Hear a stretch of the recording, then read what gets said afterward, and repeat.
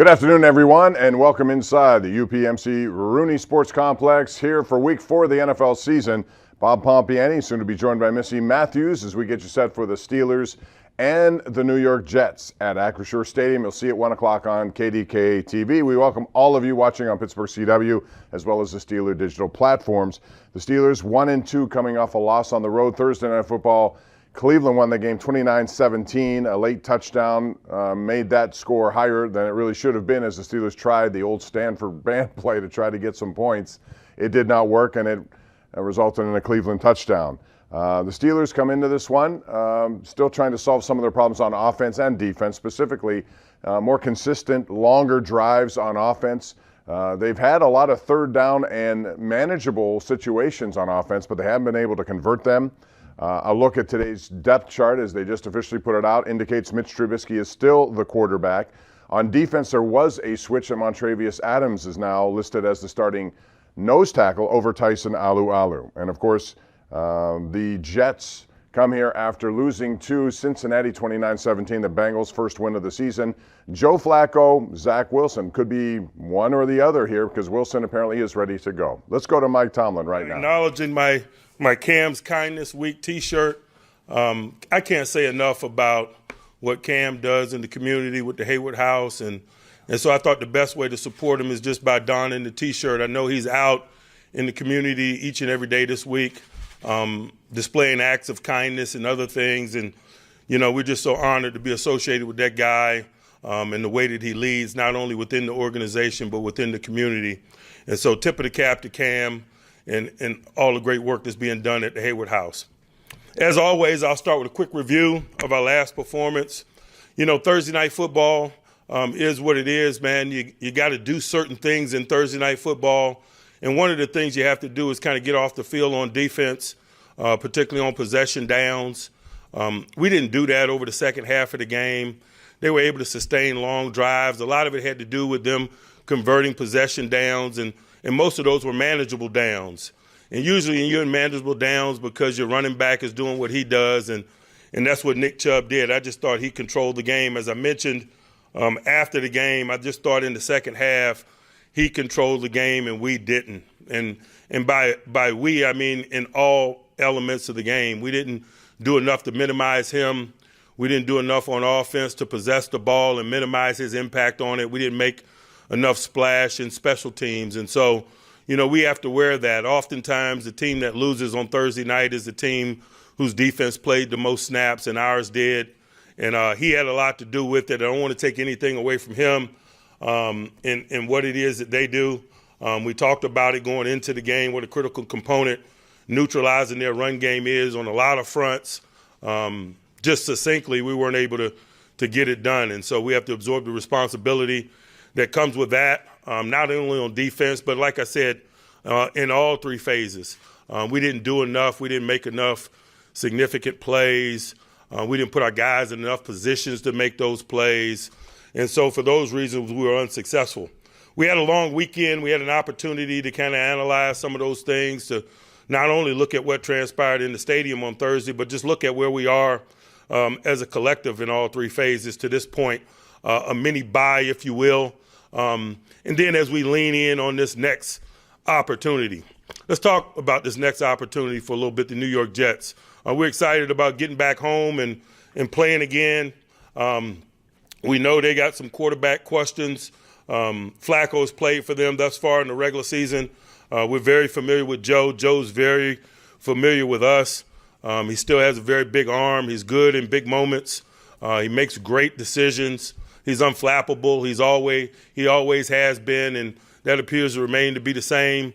I'd imagine the Jets are excited about having a guy with his experience and resume under the circumstances being a signal caller for him. From a Zach Wilson perspective, we haven't been in the stadium with him, and so there are some unknowns. His mobility is dramatically different than Joe's and presents some different challenges from that perspective. There'll be a get to know, if you will. But obviously, mobility and some other things as it pertains to him is a mystery for them as well because he hadn't played. And so we're getting ready with all of those things being understood. What what is a consistent, and regardless of who's at quarterback, is the running back tandem that they have in Carter and Hall. Carter, a second-year guy out of North Carolina, Hall, a rookie out of Iowa State. Man, they've been highly productive. They utilize both guys in the running game, in the passing game, increasingly significant components of what it is they do. Hall, particularly in the passing game, possession down ball here in recent weeks. Wilson outside at receivers, another young guy whose role is emerging with each passing week. You see the confidence that Joe has in him in situational ball, be it possession downs or red zone. I like their tight end tandem, Conklin and CJ. They picked up CJ from Cincinnati, Conklin from Minnesota in free agency. Both guys have a versatile skill set. You get a bunch of multiple tight end offensive personnel groups. It aids in their running game. It aids in their play action passing and misdirection passing game. They're very multiple. They can spread you out. They can play closed quarter football. They do some things that really kind of keep you off balance in terms of their varied personalities from an offensive perspective, and that has our attention early in the week as we get ready to prepare for those guys. On the defensive side of the ball, man, they're really solid up front, particularly inside up front. Williams and Rankin are both former first-rounders, power players who happen to be athletic. They control what happens inside. Playing behind them is C.J. Mosley, their green dot all situations linebacker. Obviously, we're familiar with C.J. from his time in Baltimore. He's still a very good player and still very much an all situations linebacker.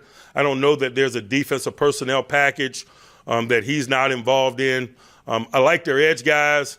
Carl Lawson we're familiar with, former Cincinnati Bengal, but they also have Johnson, the first rounder out of Florida State, who we evaluated in the draft. And he is another young guy that appears to have an emerging role with each passing week. One young guy whose role is not emerging, has been really consistent from day zero, is Sauce at corner.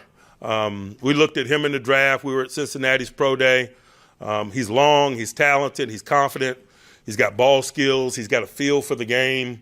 Like some of the things that he's shown thus far. In the safety tandem, Whitehead and Joyner, both really good tacklers, both really good feel guys in terms of having an innate feel for the game, being able to play downhill into the run and also good versus the play pass. They got a good defense on all levels, but like I mentioned when I opened up, particularly that interior part of Williams and Rankin with C.J. Mosley wreak a lot of havoc on the interior portions of the field. We got to be good as we work to neutralize those guys. From a health standpoint, Witherspoon's got a hamstring that could very well limit him. We'll see where this week leads us. Minka is in the concussion protocol, got evaluated post-game, and he's in the protocol. I'll give you guys an update as he continues to move within the protocol. Kevin Dotson has an ankle injury that may limit him somewhat at the early portions of the week. And then post-game, Presley Harvin expressed discomfort in the hip area, inflammation and so forth. And so we're monitoring that on a day-to-day basis as well.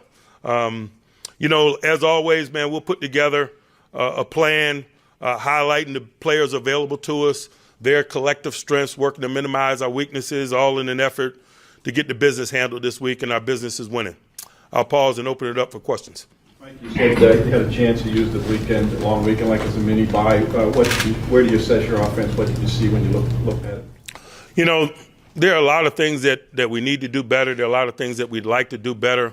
I think the best way to sum up my evaluation of it, whether it's the collective unit or components of the unit, is that we've been better with every outing. And so it's reasonable to expect those improvements to continue. We haven't done enough to win the last two football games, and so there's reason for alarm as it pertains to that. But largely I'm seeing improvements in all areas, whether it's individuals or whether it's the collective. And so it's our job to tune out the noise and to remain committed to the path that we're on and work to get better in the effort to change the outcome of these games. I expect our guys not to blink and to continue to work, and so I have to display that as a leader, and I intend to. Talking with some of the players yesterday, I mean, Chase Claypool said that he doesn't feel frustrated. It's too early to feel frustrated, but what's the general gauge of the temperature within the offensive room? You know, I don't know about the offensive room in particular. I don't know that if I diagnosed it that way. I know that we're all pretty hacked off that we hadn't won the last 2 games, and we realize that football is our game and our business is winning, and so we got to get back to business. Mike, you have Montravius Adams now listed as first team nose tackle. What went into that change, and what have you seen from him? You know, he's been playing better than Tyson, and so we just thought that was appropriate. You mentioned that you're encouraged in the way that the progression is happening. What specifically with Mitch Trubisky do you like in the way that he's progressing? In all areas, in decision making and where he's going with the ball, the time in which he's making decisions, the prudent use of mobility, whether it's by schematics or by ad lib, but just generally all areas. Like TJ Watt can affect the game in so many different ways. Just where are you feeling his absence most through the first 2 weeks here without him? You know, I hadn't focused on, feeling his absence. I really focused my energies on the utilization of guys that are available to us and the best ways to highlight their talent. Sometimes you can spend a lot of time or waste a lot of time worrying about people that aren't at your disposal. So I think that's my mindset and our mindset as we're here today, is to how to utilize the makeup of the guys that are available to us right now in an effort to play better. And so although, TJ's absence is a component of what's going on with us, I just think that's the proper approach in terms of how to look at it, and that's where our energies are. Mike, would you like to go up-tempo on offense a little bit more, or are the concerns about time of possession and your defense getting out there too quickly part of the equation? Pace is a component of what we do each and every week. It's not whether or not we use pace, it's how we use it, in what situations, in what manner. And so that's just going to be a function of what it is that we do each and every week. It's a function of our offense. I realize the Jets have some questions at quarterback, but if Zach Wilson does get to go, he has just 13 NFL starts. When you're playing a guy with that relative inexperience, how does that shape things from a defensive standpoint? I don't know if that in particular shapes things. The fact that we're unfamiliar with him, having not been in the stadium with him, is probably more significant from our perspective in terms of, weighing his talents and how it might play out into our planning. In-stadium arm strength, in-stadium mobility, how he sees the field, et cetera.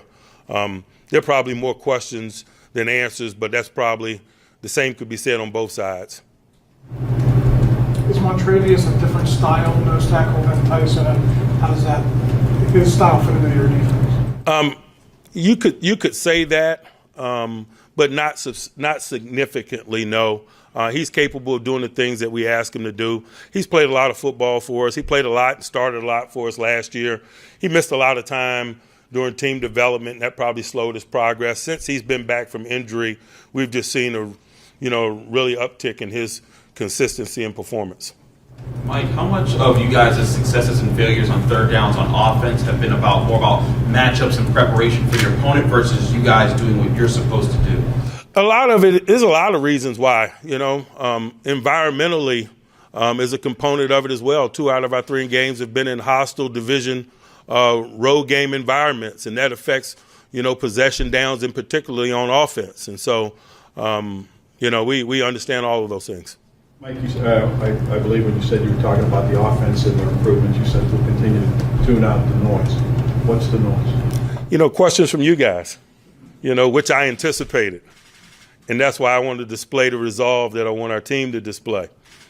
Is some of that noise, too, what are the challenges in coming back to a home stadium where, yes, it's friendly, but when they are upset about something, when fans want to change, they're very vocal about it. Is that some of the noise you have to shut out? Our fans are not an issue, man. We love our fans and the enthusiasm that they bring. We're not going to make that a negative. They care, and that's an awesome thing. Coach, your thoughts on Jets rookie Sauce Gardner, what he brings to their defense? Like I mentioned earlier, he's really talented. He's got a feel for the game. He's long. He can run. He's instinctual. He plays with great confidence. He displayed those things as a young guy and when he played as a true freshman at Cincinnati, and I don't think that those characteristics have changed, although he's a rookie in the National Football League. He's just a really talented guy, but that's why you take those guys as high in the draft as they took him. Some of that extra time you mentioned during the mini-bye, self-evaluation you might be doing. Offensively, have you found that you're using all areas of the field enough in terms of both play calling and execution once the ball is snapped? You know, I like to think that we are from an intention standpoint, but it doesn't always play out that way for a myriad of reasons. Anyone else? Mike, you mentioned getting better every week. Does that mean won't be any changes, or are there changes you're considering? Certainly, we're going to do what's required to handle this week's business, which is to win. And so I'm open to whatever that entails. But at the same time, we're not going to blow in the wind. And I think that's the sentiment that I want to relay to you guys is that, you know, the last couple of games hadn't unfolded the way that we would like. But we're in a no-blink business, particularly if we believe in what it is that we do and the people that we're doing it with. Sometimes you just got to show steely resolve and smile in the face of adversity that the last couple of games' results have produced for us, and roll our sleeves up and get back to work and wait for our next opportunity. You mentioned showing steely resolve and smiling in the face of adversity. We've heard some of the young players, the rookies, talk about that this week. How do you see them kind of going through this learning process, you know, when you're learning and losing at the same time? You know, I'm not concerned about them. I think it's important that I and we show them, as opposed to me worrying about how they absorb things. They watch us. They watch their leaders. They watch veteran players. They watch the coaches. They get their marching orders from that. And so it's less about what we say and more about how we conduct ourselves. And that's kind of been my experience as it pertains to some of those things. Mike, relative to your run defense, is your play from the front group below the line? You know, sometimes you just got to give Cleveland credit. You know, you got to give Nick Chubb credit. I'm not ready to assess it in that way. Do we need to play better? Certainly. But I'm not ready to assess it in that way. Sometimes I just tend to give credit to the professionals that we compete against because that's appropriate as well. It looked like the offense performed well whenever you guys were running the football effectively. How is that the most critical part that you guys need to be able to execute on offense in order to make it a well? There's so many critical parts, and certainly that's one of them. But game circumstances and things of that nature oftentimes are determining factors in terms of which component is most significant. But that's why you got to have a lot of irons in the fire. You got to be working to get better in all areas. You got to have an agenda in all areas. Looking specifically at the run game, I know Jalen Warren fumbled, but just how much can his emergence help as a change of pace back, mixing it in there with Najee? I think you saw some of that on Thursday night. You know, it's continuing to shape itself and improve, and I like the general trajectory of it. How encouraged are you by the run game and how it's evolved from week one until this point? I'm continually encouraged. I think we've talked, whether it's components of it, whether it's individuals like Jalen Warren carving out a role for himself, or whether it's about groups within the group, like the emergence of the offensive line has been continually better with each and every performance. I just think in all areas are pointing to improvement, and that's why we got to keep our head down and keep working and ultimately get results in stadium. Mike, if he's unable to go, how do you make up for the loss of all the things that Emeka can do for you on defense? You know, I'm not ready to suggest that at this point. I'm just acknowledging that he's in the protocol.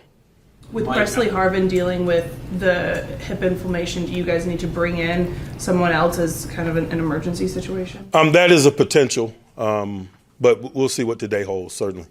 Mike, Alex Highsmith leads the NFL in sacks right now. What's he done that's made himself a better asset to you guys on defense, and how have you noticed a difference in his day-to-day operations from how you see him? It's just a natural maturation process of a solid young player.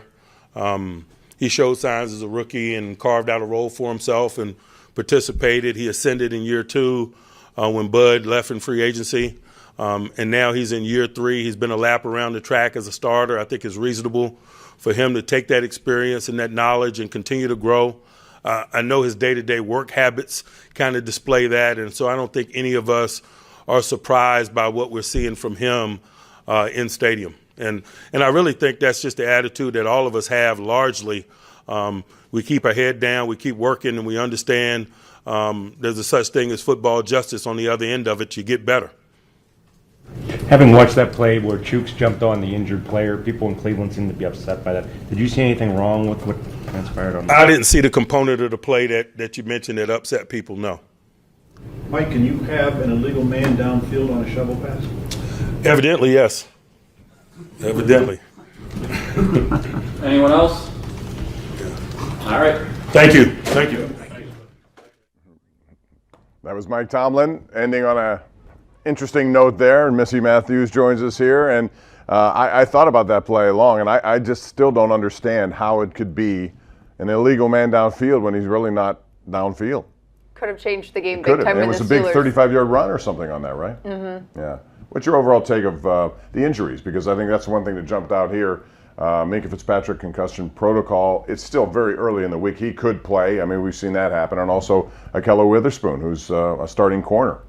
Yeah, based on Akello's reaction during the game when he was injured, he might be limited throughout the week. I think maybe he will be the one to really watch. But Coach wasn't ready to say that Minka Fitzpatrick doesn't have a shot to play on Sunday, so that's a good sign. Presley Harvin with a hip, a punter. I'm not so sure that's going to work out. Some reports on social media are saying the Steelers are potentially bringing somebody in, and then Kevin Dotson with the ankle.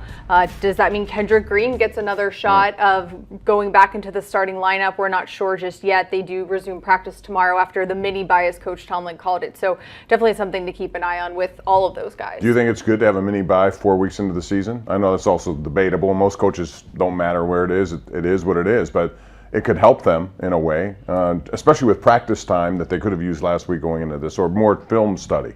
Right, and you had 2 division opponents, and you played both of them on the road during a short week for one of them. Maybe not where they exactly wanted it when you're looking at it on paper, but it is, staggered nicely with their normal bye week, and there's no bye that Coach Tomlin doesn't like. Yeah, Jets are coming here on Sunday. A chance for the Steelers to get to 2-2, and boy, they need a win right now, coming off that loss to Cleveland. We'll talk more about the comments made today by Mike Tomlin about some of the position changes we've seen and other stuff coming up right here. So stick around. We continue with the Mike Tomlin press conference on Pittsburgh CW and Steeler digital platforms. Back right after this.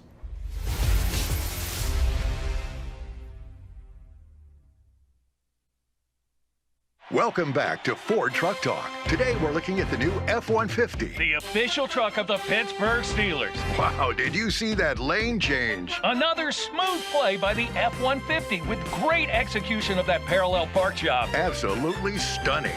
Newcomers, take note. And now you too can win this Ford F-150. Professional, show-stopping, built Ford tough. But we shouldn't expect anything else from the best-selling trucks in Pittsburgh. Run defense, once again, especially in the fourth quarter, you couldn't get off the field. Were they doing anything differently there, or is it just? No, we just, that was the objective in the second half, and we weren't able to get it done. And just got to be more physical at the point of attack towards the end of the game. I know it's a lot of plays and stuff, but we just got to be able to do what we got to do in the fourth quarter, and we didn't do that tonight. Alex, last year, I know early on, the broken tackles were an issue for this defense. Tonight, I mean, what do you attribute that to, and how was Luke Wright-Delonge after a good week in Cincinnati? I mean, Nick Chubb's one of the best backs in the league when it comes to breaking tackles, and you got to bring it when you tackle him. We didn't do that enough tonight, and so we know we got to be better in that area. But we can't just be talk about it. It's got to be action, and we got a long weekend ahead of us to review the film and get back to it. We'll have a long week on Monday to get back to it, but we know we're tired of this taste in our mouth. Alex, this is 2 weeks in a row now where there have been long drives running the football against you guys. What do you attribute the run struggles to late in the game? Is it fatigue? Is it gap integrity? What is it? Like I said, we'll just analyze the film tomorrow. I felt like we had guys in who were playing hard and who were able to just like I said, able to play hard. But we'll analyze the film tomorrow and see what happened. Anything else? To not be able to create enough negative plays and just kind of they were able to stay on the schedule, how much did that hurt to have them in those third and short, fourth and short still? It definitely hurts because that was the objective before the game, was to come and get them in third and long, because we knew that if we could do that to them, we could force them to be a one-dimensional team, and we just didn't get that done tonight. And like I said, we just got to be about more action. We just got to execute better and be more physical. Game starts at 20, best slip is empty. I got to call KG. KG, what up? I got nothing for you, Fox. Ah, come on. Jalen. You want to tell? Yeah. Don't call somebody on live TV. Well, you answered. I have other friends anyway. Marshawn, Barry. Listen, I need some tips. I like L.A. L.A.? No, Dallas. That's Dallas. Dallas not Dallas? the best. We got to get to Miami. How about Detroit? Nah, Barry over there. I'm going to call y'all right back. Vanessa. I got a tip for you. Always go with your gut. I like that. Let's go with our gut.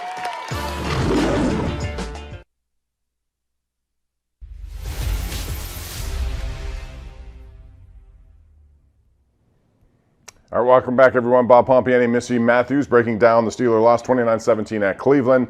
A loss that puts the Steelers behind Cleveland in the standings, and also Baltimore, which came away with a nice road win in New England this week. Let's talk about the Steelers' run game. Even though it seems to be getting better, the offensive line is not one of the reasons why they have struggled. It's just been largely coming up with bigger plays.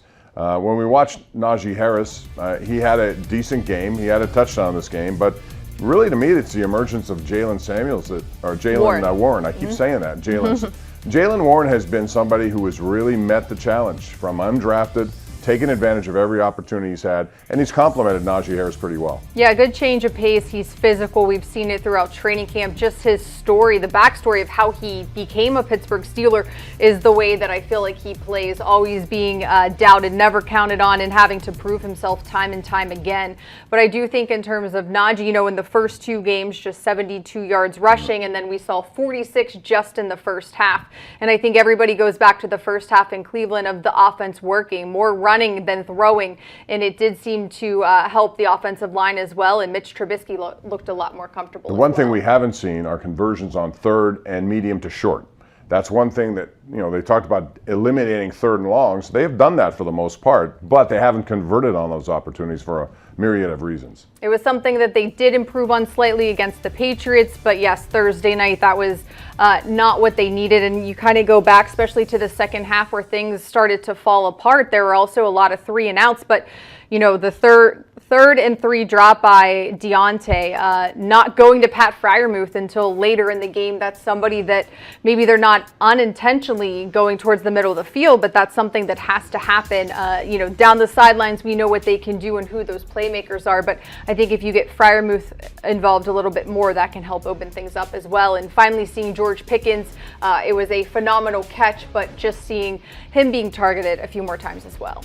In that video we've just seen, there were a lot of 3rd and 5, 3rd and 3, 3rd and 2s, and a lot of the plays were not even to the line of scrimmage, which is a problem also. And again, I don't know if it's just a conservative approach or the middle of the field has been taken away. We did not see Pat Freiermuth missing until the last drive of the game, and he's a big part of this offense, or at least should be. Well, we saw what he did in Cincinnati that really helped, continue that game and not let the Bengals take that win in overtime. He was a huge part, and that was in the middle of the field. The other thing you see on some of this videotape is that Mitch Trubisky tends to roll, and he's got legs. They're trying to incorporate more of his athleticism, which I think they should.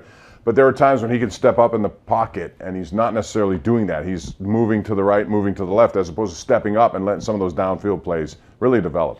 Max Starks, who knows a thing or two about Steelers football and what they like to try to do, his whole thing is just the continuity and being familiar with each other and trusting each other, whether it's player to player or unit to unit. And I think as the O-line continues to improve, Trubisky's going to feel more comfortable, and also the run game, maybe, hitting the hole harder, knowing that they can bounce out because they will be protected. Yep. The battle of the run games was won by Cleveland in a big way on Thursday night. Mike Tomlin talked about some of the problems they faced in Cleveland.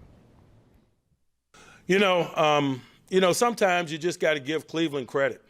You got to give Nick Chubb credit. I'm not ready to assess it in that way. Do we need to play better? Certainly. But I'm not ready to assess it in that way. Sometimes I just tend to give credit to the professionals that we compete against, because that's appropriate as well.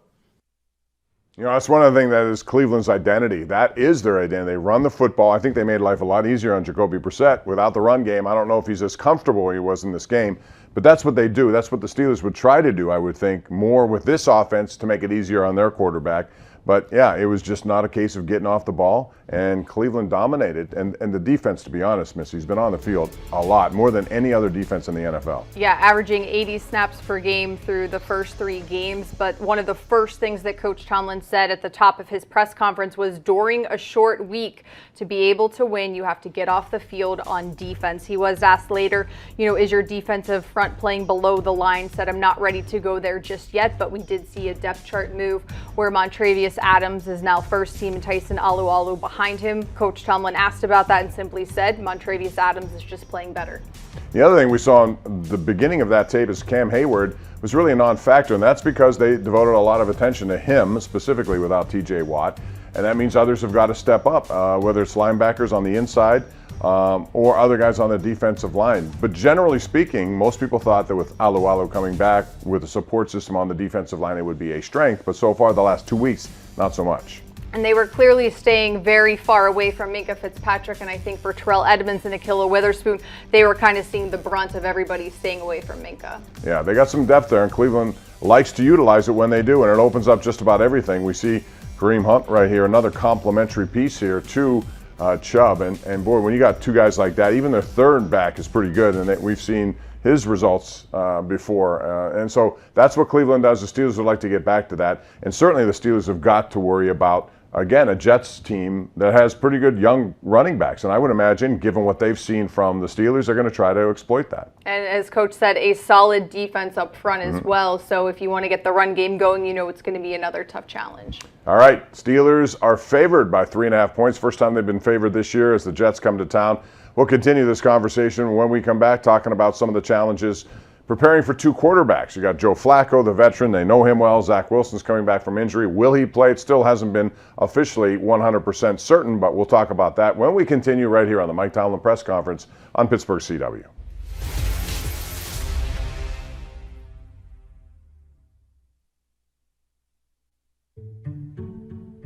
As a Main Street bank, PNC has helped over 7 million kids develop their passion for learning through our Grow Up Great initiative. And now, we're providing billions of dollars for affordable home lending programs as part of $88 billion to support underserved communities, including loans for small businesses and low and moderate income areas. So everyone has a chance to move forward financially. PNC Bank. See how we can make a difference for you. We just got to be better in the second half. I thought the first half we did pretty good. We're getting there. It's just not where it needs to be in order to get a victory. So I thought in the first half we made some steps in the right direction. Second half just wasn't good enough. What was the difference in the first and the second half? Where did things kind of derail? I think a little bit of rhythm, and then we just didn't hit on the plays we needed to. We had some crucial plays in the second half that if we get those plays, it might have been a different story, and we just didn't hit on them. So I think there's a few more details in there that we'll have to go back and watch on the film, but that's kind of what it felt like in the second half. Just those plays we needed to hit, we just didn't, and we got to go watch the film and see how we can get better. Does it feel more like an inconsistency issue at this point than anything else? Because you've done each of these things at different points. Inconsistency, I would say second half, yeah. So it was just inconsistent, not hitting those plays that we needed. We hit some in the first half. That's why we scored 14 points. 3 points in the second half isn't going to do it for us. So I would say not putting 2 halves together would be inconsistent. It's your touchdown in the 6-yard run. Were those read options, or did you just see something? Yeah, I was reading the end and pulled it. O-line did a great job with their blocks. Pat made a great block and got in the end zone. So look to do more of that stuff going forward. Mitch, you were 1 of 9 on third downs today. What can you attribute those struggles to? Are you not getting ahead of the sticks early downs? Is it execution on third down? What's the issue with the third down offense right now? I think we'll have to go back to the film, see what we could have been better at, and definitely stay out of third and longs. I'm just going to have to go back and watch those, see where we can improve and where we're off. It's got to be better for sure. Third down is crucial. Could your favorite casino app be even better and faster than ever? You bet, because the all-new BetParks app has been built around what you really want. With easier sign-up, faster withdrawals, and all the slots and table games you love. Plus, make your first deposit and get a 100% bonus match up to $750. and 500 free spins. So, are all of your favorite games just a tap away? You bet. BetParx.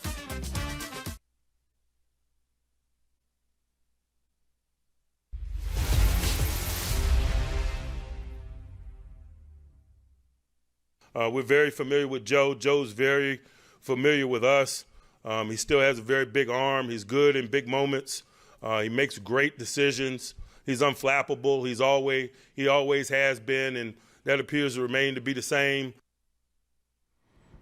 So it's Joe Flacco maybe, or it's Zach Wilson maybe. We'll get to Wilson in a second. But Missy, Joe Flacco has still one of the best deep balls. I think the Cleveland Browns will attest to that after he came into Cleveland and threw 4 touchdown passes, 2 in the final minute 30 of that game. However, last week not so much. Cincinnati got a way of getting to him, and they turned it into some mistakes. He's a guy the Steelers know, I think easier to prepare for probably because of that. Yeah, Coach Tomlin stressed several times during the press conference in regards to Zach Wilson, if he is cleared from his knee injury, is that we have not played him in stadium. They're unfamiliar with him in only 13 NFL starts. So to prepare for him, you're just looking at what he has put on film. For Joe Flacco, you have faced him how many times, just since Coach Tomlin has been here. So will be interesting to see. It sounds like everything coming out from the New York Jets is that within 24 to 36 hours, doctors will make a determination if Zach Wilson is able to return for week 4. He is a mobile quarterback, and he hurt himself really just running in the open, and the meniscus had a problem. So he's been out for a while, and you wonder if that will limit him. Let's talk about Zach Wilson, second-year quarterback, like a lot of young quarterbacks, ups and downs along the way. I think they were counting on him to be more like Trevor Lawrence in year 2. Both those guys struggled, but they thought Wilson could be the guy. We haven't seen that so far because he hasn't had the opportunity. He suffered that injury in training camp. This is what Mike Tomlin said about the prospects of facing Zach Wilson. From a Zach Wilson perspective, we haven't been in the stadium with him, and so there are some unknowns. His mobility is dramatically different than Joe's and presents some different challenges from that perspective. There'll be a get to know, if you will, but obviously mobility and some other things as it pertains to him is a mystery for them as well because he hadn't played. One thing the Steelers have liked over the years, Missy, is going against young quarterbacks, and this is the first opportunity Steelers have had. So if you're going to put some pressure on the guy, this is the kind of guy you'd like to do it. Although you just see here when he's healthy, he can move a pocket and he can throw on the run. He's a pretty talented kid from that point of view. And you still don't have TJ Watt for this game and the following one at bare minimum. Rich, who covers the Jets for ESPN, had tweeted yesterday morning the Jets have played 180 minutes of football. They've held the lead for only 22 seconds of that. Of course, was in Cleveland. So offensive struggles in Pittsburgh. I know we talk about it all day, every single week, but Jets kind of dealing with the same thing as well. And they've had some offensive line issues as well. Some guys out with injury. It's been kind of a mishmash of people moving around, so I think that's something the Steelers can take advantage of. We talk about starts. I think it's important for the Steelers in this home game. They haven't scored an offensive touchdown in the first quarter in 11 quarters. They need to come out and make a statement here, whether it's forcing Zach Wilson into mistakes or scoring themselves. Especially in front of the home crowd, get everything going. You could really feel the momentum, even on the Steelers sideline in Cleveland during that first half when things were going well for them. So definitely something they need to keep up. So you wonder if they'll blitz more against if he's in there. That's something we haven't seen a whole bunch of. And with TJ Watt in, I don't think they needed to do it. They just relied on the pressure that the defensive line can bring, specifically him, and then the other guys could do what they have to do. Without him, do you think they'd be more inclined to especially with a young quarterback, to blitz him or show him something they haven't seen so far? Will be interesting to see, I think, with the change in the depth chart at the defensive line with Tyson Alualu and Montravius Adams. I think that is clearly a message. Coach Tomlin doesn't often change those things. It's just a formality for him until it gets to the point where he has to do them. But I do think, the loss of TJ Watt, he helps clean up a lot of stuff in terms of the run game. You go back to week 1 in Cincinnati, he met Joe Mixon before Joe Mixon knew he was getting the ball. He just has that knack. So I think, collectively, they're not getting TJ Watt back for at least 2 games, and there's some things that they have to do to try to minimize what teams are able to do against them and to take advantage of them. And you're looking at your NFL sack leader right there. That's right, Alex Highsmith with 4.5. Host of people behind him at 4. It's early and everything else, but he's a guy who will draw attention too from the New York Jets. They're going to want to limit what they can do, and I think that's the whole key to this game. If you have Zach Wilson in there, I want to make him confused if I'm the Pittsburgh Steelers, or give him something that he hasn't seen. Turnovers, they preach it all the time. In that first game, we saw turnovers. They need to see more turnovers as next week's unfold. Yeah, that will be good to see, especially I don't think you're going to go back to the performance they had in Cincinnati, but even during the Patriots, possibly had 2 interceptions if Cam Sutton didn't drop that one. Minka Fitzpatrick, of course, had the other. So we'll find out as the week goes on about what the situation is at quarterback for the Jets. At this point, it does look like Zach Wilson will be able to play in that game. For the Steelers, it remains the same with Mitch Trubisky at quarterback. And Mike Tomlin said earlier in this press conference that the offense seems to be getting better each and every week. He wants that to continue. It would be nice to see a really big offensive performance to give him a shot in the arm, and also just make it easier on the defense, I think, because that defense has been on the field, as you mentioned, 80 snaps. 80 per game. That's way too many snaps. Right, and I think, everybody in terms of the offensive guys after the game on Thursday night in Cleveland said we need to put 2 halves together. Okay, you showed what you could do in the first half.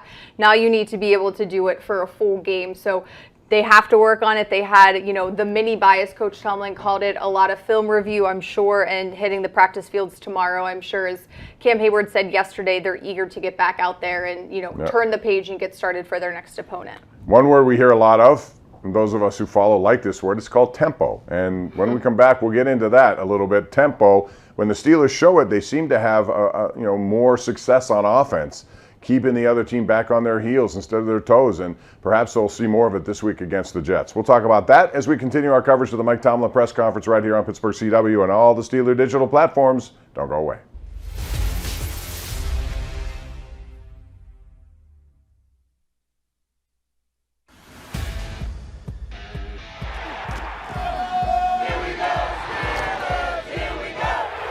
This place is juiced up.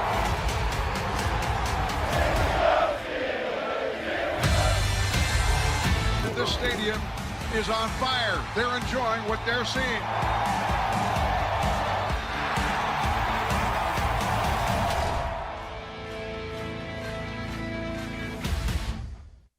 I know you guys wanted to get off to a fast start, you were able to do it, but you couldn't maintain it in the second half.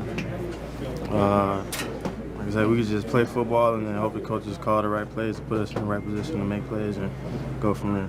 I know it seems like it's just a couple plays here and there, and it could be a totally different outcome. Like I said, we could just make plays and hope the coaches call the right plays and just put us in the right position. Obviously we didn't do that, so we got to go back to the drawing board this week. Do you feel like you were put in position to make plays? I mean, what needed to change? Yeah, I feel like we were, but we just didn't execute enough, and hopefully we get that turnaround coming this following week. The extra couple days, did it come at a right time, maybe, having these extra couple days off here? Yeah, hopefully, we get stuff figured out and figure out what the issue is, but we just got to play better as a unit and as a team. Like I said, we can just move on from this and learn from it and get ready for this week. What do you think the issue is? I mean, can you put your finger on it? I couldn't really say, It could be anything when it comes to them. When I say them, the coaches, I'm not throwing them on the bus or whatever, but, we can only do what they tell us to do and make plays, and that's about it. What did you see from George tonight? You saying he had a couple catches, but we can obviously use him more in the offense. Really use everybody in a better way. Try to get us involved more. Know how to put people in position. To make plays and stuff like that. What was the frustration level that you were feeling, especially late in the second half? We weren't moving the ball. We weren't converting third downs. That's a pain in the butt when you can't convert third downs and you see the other team doing that. So obviously that's a problem. So we gotta, like I said, go to the drawing board and figure out the issue and, like I said, get ready to move on. Want to get gear direct from the team? Shop all things black and gold at the official Steelers Pro Shop located on the North Shore. Get the latest sideline apparel and hats, jerseys of your favorite players, authentic memorabilia, custom gear, and exclusives you can only find here. Don't forget, you aren't game day ready without a terrible towel. The Steelers Pro Shop has everything you need to be a part of the legendary Steelers Nation. Come experience the legendary shopping environment or shop online at shop.steelers.com.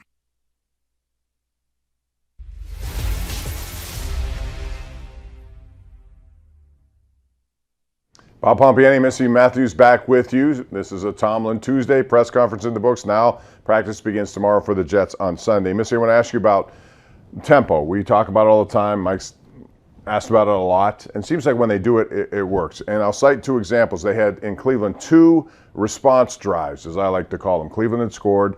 A big run by Chubb on the Batonio guard pool play that opened up so much, and that resulted in a touchdown to Amari Cooper, Brissett to him. But then right after that, the Steelers marched right down the field, and they used some tempo to do it. That was part of the drive that had George Pickens' unbelievable catch.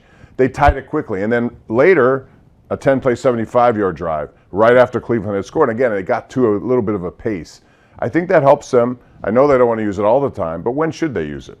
I don't know. We saw it in the second half against the Patriots, and like you said, more in the first half against the Browns. I don't think they're trying to not use it. I think it's hard to use all the time, obviously, but it is something that maybe to get off to that fast start, do what you did in Cleveland and use it earlier in the game to give yourself a lead. But then, two things have to go together, the defense getting off the field as well, and then the offense being able to sustain drives and to get points on the board. Well, one of the problems was 1 of 9 on third down. When you do that, you're going to give your defense no break. They're going to be back on the field before you know it. And many of those, if you look back, 7 of them were 3rd and 5 or less. Again, we go back to that problem. I just think sometimes you get to the line of scrimmage quicker, you might catch somebody off guard a little bit, and it could help in a play. So we'll see if we see it, but I think it's important that they implement it at some point, maybe early in the game. As Missy said, they haven't scored many points in the first quarter, if at all, so that's one way to get things going.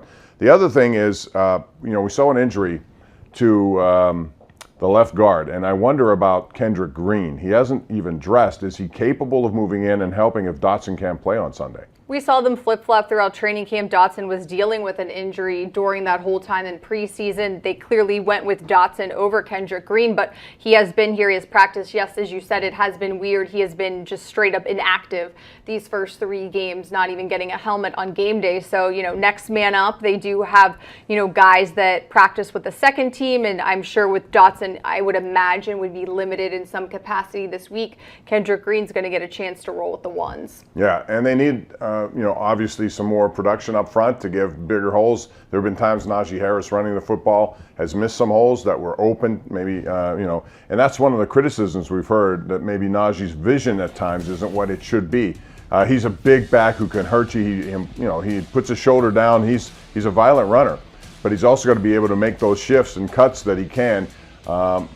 If they get this run game going, I think it would help all things of their offense, and this is going to be the thing. Mitch Trubisky becomes more effective, not unlike what we saw with Jacoby Brissett, being effective because the run game was producing some yards and first down conversions. After the game in Cleveland in the locker room, Najee Harris said it's the skill players who need to step up. He thought the O-line did a good job of giving them opportunities and felt like between the running backs, obviously Jaylen Warren had that fumble, Najee maybe missing some holes, as you said, and then the wide receivers, maybe not being on the same page with Mitch Trubisky, cleaning up those things, and we're talking about a totally different ball game. It's funny, just globally, to use Mike Tomlin's expression, when I came into this season, I thought the AFC West was going to be the most demanding division in all of football. Right now, it's not looking that way for a lot of reasons. It looks like the AFC North could be that. We know it's going to be a physical and pounding division every single year. But if you look at the teams involved here, all rosters are pretty good rosters, and they should be battling themselves all throughout the season. So after 3 weeks, what's your view of this AFC North? It's still tight, and I suspect it's going to go right down the wire like it always does. I think it's crazy. The landscape of the NFL changes daily, weekly, monthly. You go from week 1 in Cincinnati, you're knocking off the AFC champions, feeling really good about things. You lose TJ Watt, things start to go downhill in terms of not being able to score points in a number of things. So who knows? We saw what the Jets were able to do in Cleveland. I watched a lot of that Miami and Buffalo game as well this weekend since the Steelers weren't playing. It just seems to be craziness all the time, and that's why it's so entertaining. Yeah, and it's also unpredictable to the point where Jacksonville can go out and beat the Chargers by 28 on the road, and only 2 undefeated teams remain after 3 weeks. We rarely see that, and the Dolphins will be celebrating earlier than usual. They don't have to open that champagne bottle in December. They can open it probably in September. And they have a short week. They have the Bengals on Thursday night. Right, that's Thursday Night Football. That should be an interesting game as well as the Dolphins. That's going to be a tough matchup for them. So we'll see. The Jets come to town after that. It gets a little bit more demanding for the Steelers. We'll talk about that and more as we continue right here on the Mike Tomlin Press Conference, live on Pittsburgh CW and all the Steeler digital platforms.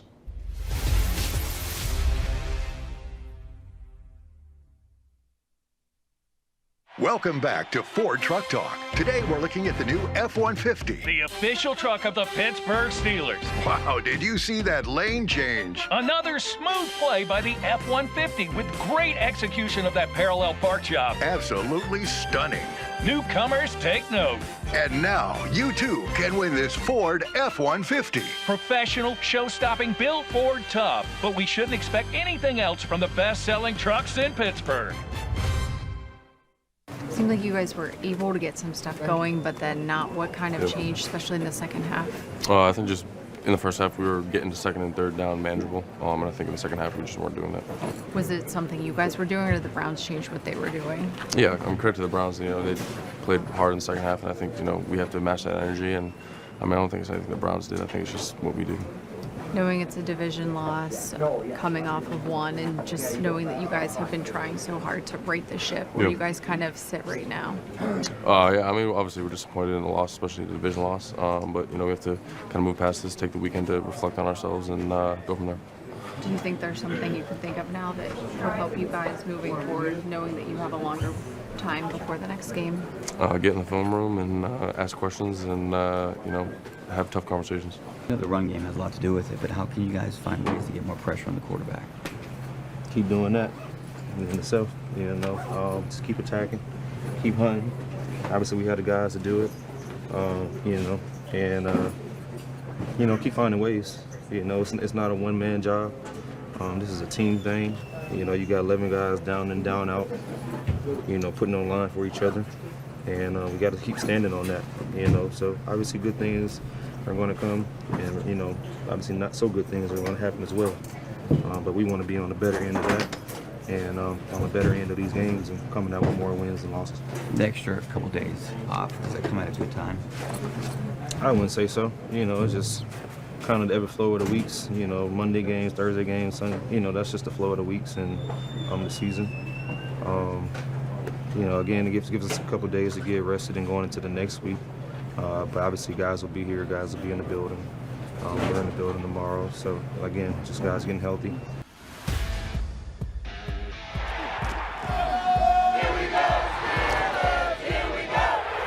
This place is juiced up.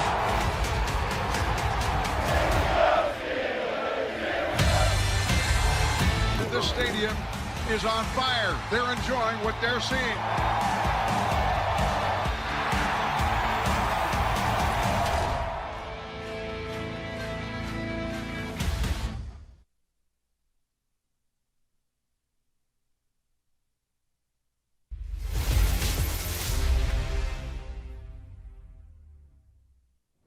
All right, welcome back. For those of you just joining us, let's recap the injury situation, Mississippi, because there were some names on it, and I don't think people expected coming into this press conference. Right, Ahkello Witherspoon still dealing with that hamstring injury. He was the only one that Coach Tomlin mentioned after the game on Thursday in Cleveland. Minkah Fitzpatrick is in the concussion protocol. Coach Tomlin wouldn't go as far as saying he won't play on Sunday, but just let everybody know that he is dealing with that. He self-reported after the game. Kevin Dotson with an ankle injury, and Presley Harvin also after the game saying something up with his hip. So a lot of guys that we will be keeping our eye on when practice resumes here at the UPMC Rooney Sports Complex tomorrow. Short of calling this a must-win, it's only week 4, but it is a very important week for the Steelers because they're at home, number 1.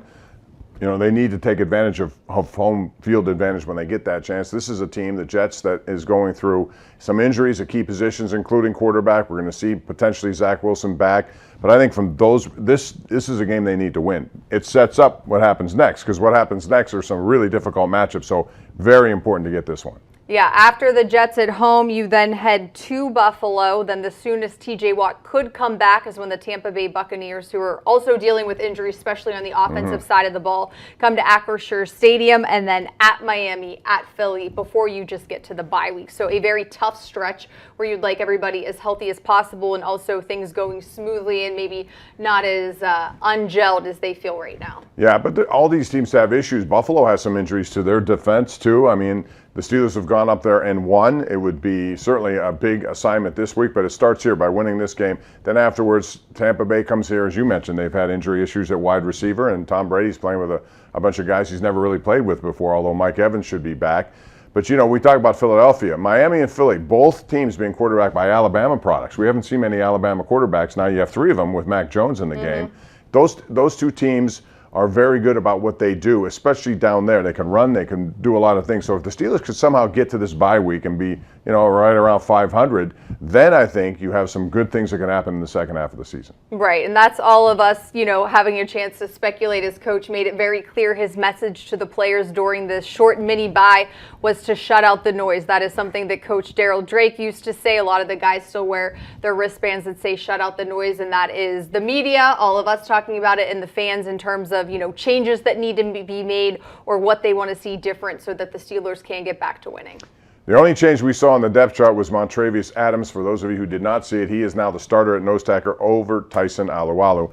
In fairness to Tyson, I mean, he came off an injury. He's 35. I think people, I know, to expect him to be what he was, you know, 5 years ago in football was almost something that you wouldn't expect. But Montravius Adams has earned that opportunity, and potentially, you know, he can take that and run with it. His performance has indicated that he's better right now. Yeah, and he jumped on the moving train late last season, was able to sign a contract during free agency to remain in Pittsburgh. But I do think along that defensive line, we see so many different guys moving in and out, especially during Cincinnati. It was not that they didn't play a lot of snaps, but in terms of giving Cam Hayward and guys like that a breather, they were able to do that. But now that you're starting to deal with some injuries, not having TJ Watt, things are changing in terms of snap count there. And you heard Mike Tomlin say that he believes they are making incremental steps to getting better on offense.